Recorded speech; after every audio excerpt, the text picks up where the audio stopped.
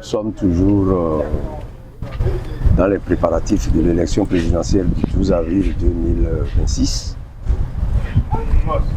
Le parti FCBE a sollicité une audience auprès de la Sénat et une délégation est arrivée effectivement à rencontrer le directeur des élections, le directeur général des élections.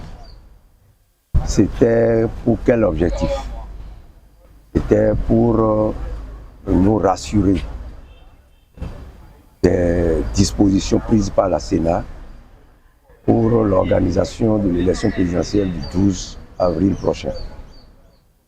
Parce que par rapport aux élections législatives et communales du 11 janvier dernier, nous avons noté beaucoup d'irrégularités. Je crois que ces irrégularités, nous les avons déjà annoncées plusieurs fois. C'est par exemple l'achat de conscience, les achats de conscience. C'est par exemple le grand retard dans le démarrage des élections. C'est aussi le déploiement des agents électoraux et aussi, je ne sais pas, il y a eu les votes multiples parce que nous avons suivi tout le monde sur les réseaux sociaux, même dans la presse, qu'il y a un électeur qui a déclaré lui-même devant la justice qu'il a voté plus de 40 fois ou 50 fois. Tout ça là nous inquiète par rapport au scrutin du 12 avril prochain et nous sommes venus échanger avec les autorités de la Sénat pour savoir quelles sont les dispositions qui sont en train d'être prises pour que nous ne tombions pas dans les mêmes irrégularités le 12 avril prochain. Le directeur général des élections nous a reçus et il nous a expliqué beaucoup de choses.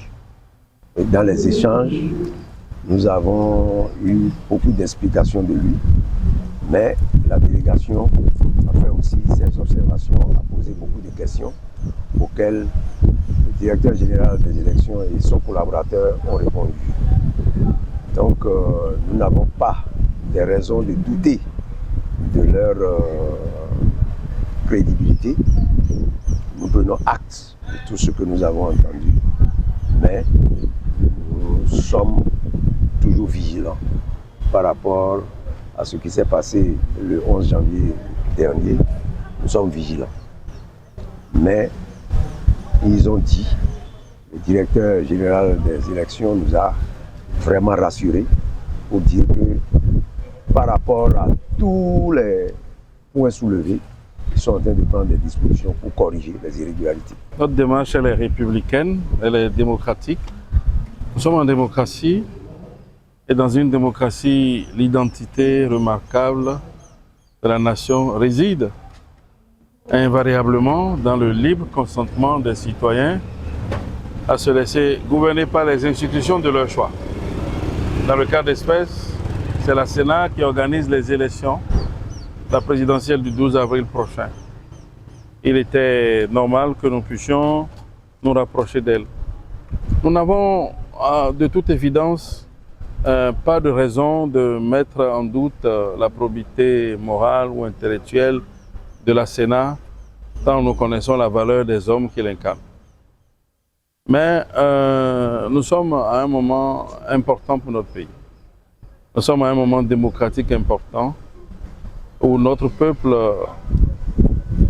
une partie de notre peuple souhaite l'alternance, une autre souhaite la continuité. Nous voudrions pouvoir donner en tant qu'acteur politique, en tant que parti politique, en tant que représentant de candidats engagés dans cette compétition, donner la possibilité aux Béninois de continuer de croire en notre modèle démocratique, de croire que la transparence peut permettre de gagner les élections. Parce que ce que nous avons vu aux élections du 11 janvier dernier nous a laissé perplexes. On a vu qu'il y a eu des votes multiples, on a vu des achats massifs de conscience et de vote le jour même du vote, parfois au vu au-dessus de tout le monde, même devant les forces de sécurité. Et nous sommes venus rappeler à la Sénat qu'en tant qu'institution qui s'occupe des élections, elle a la la responsabilité la plus élevée dans la crédibilité et la transparence de ces élections. Nous avons fait des observations, nous avons exprimé des inquiétudes. Le directeur général des élections et son collaborateur, le directeur chargé du matériel, nous ont écoutés, ont donné leurs explications. Nous avons essayé de voir comment on peut trouver des solutions pour pallier à un certain nombre de choses. L'absence de matériel, de vote, les retards, les votes multiples, les achats de conscience. Donc on a essayé de voir toutes ces questions. Nous avons compris qu'ils ont la volonté aussi d'organiser des élections crédibles. Nous aussi, mais ce n'est pas fini. Nous allons continuer de rester vigilants, tout en nous organisant, d'être vigilants, parce que nous ne voudrions pas que le vote des Béninois soit distrait. Nous voudrions qu'au soir du 12 avril, quel que soit le président qui sera élu, que chacun puisse dire qu'il a été élu dans la transparence, il a été élu dans des élections crédibles, il a été élu dans des élections où aucun camp n'a été lésé. Eh bien, nous n'allons pas nous arrêter en si bon chemin. Nous voulons aussi écrire à la hiérarchie de la police républicaine et à d'autres institutions pour essayer de les rencontrer.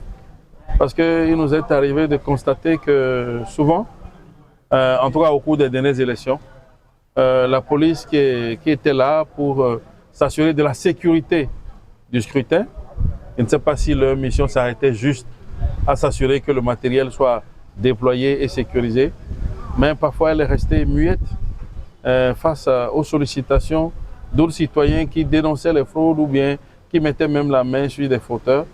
Donc nous allons nous rapprocher de la hiérarchie pour comprendre et pour leur dire aussi nos préoccupations, afin que le 12 avril, ce soit une fête collective du peuple béninois. Nous voulons dire à nos compatriotes, à nos concitoyens, à tous ceux qui croient en l'alternance, que l'alternance est possible. Nous sommes en train de nous organiser pour ça. Et nous allons compter sur les institutions pour la transparence, nous allons compter sur la Sénat, nous allons compter sur la police, mais nous allons aussi compter sur chaque Béninois. Sur chaque Béninois pour sortir voter calmement, dans le calme, et en même temps pour sécuriser nos résultats et nos votes. Donc voilà ce que nous voulons leur dire. N'ayez pas peur. Le candidat Paul Hunkpaye et son colistier Roch Mouanou, le parti FCBE et toutes les autres organisations politiques qui soutiennent le candidat sont à pied d'œuvre pour que le vote des Béninois ne soit pas faussé et ne soit pas distrait.